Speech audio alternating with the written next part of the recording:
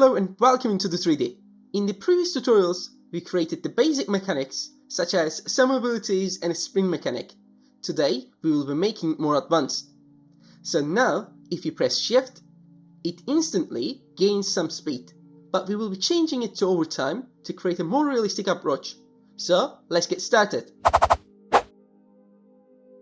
Before we start, I just want to say I'm spending a lot of time on these videos. So if you can click on that subscribe button, that will really help.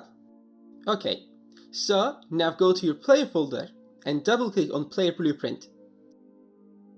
Once you do that, make sure you are on the event graph. Inside the event graph, this is the sprint input that we created earlier. This was a basic sprint setup, and now we are going to make it advanced. To do that, first get rid of all the nodes we created before.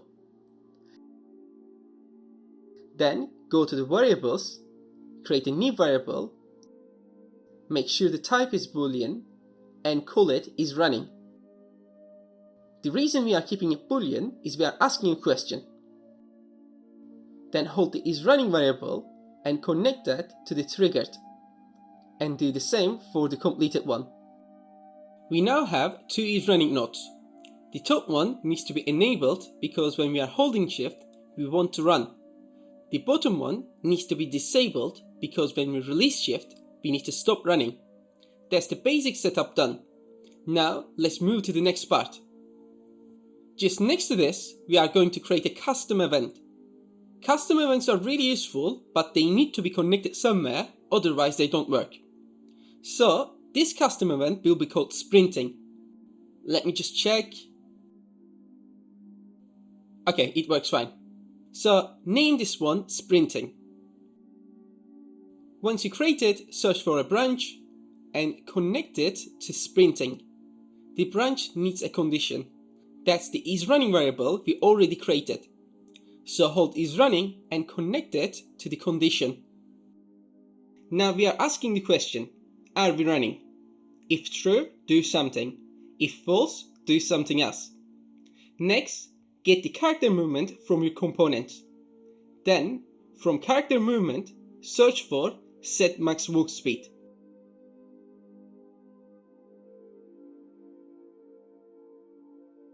Create another one and move them forward a bit so there is a space behind.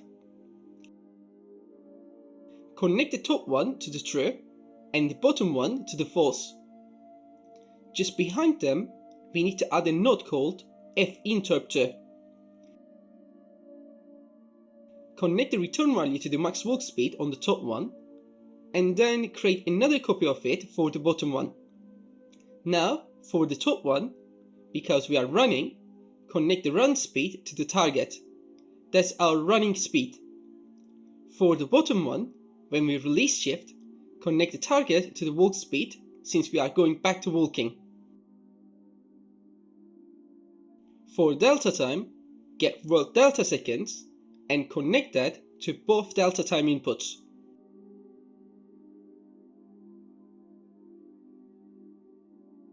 Next, we need our current speed, which is inside character movement. So get another copy of character movement, search for get max walk speed and connect it to the current input. Do the same for the bottom one. Finally, we need an interpolation speed. Right-click on the interp speed input, select promote to variable, compile, and set it to 4. Then connect this variable to both interp speed inputs.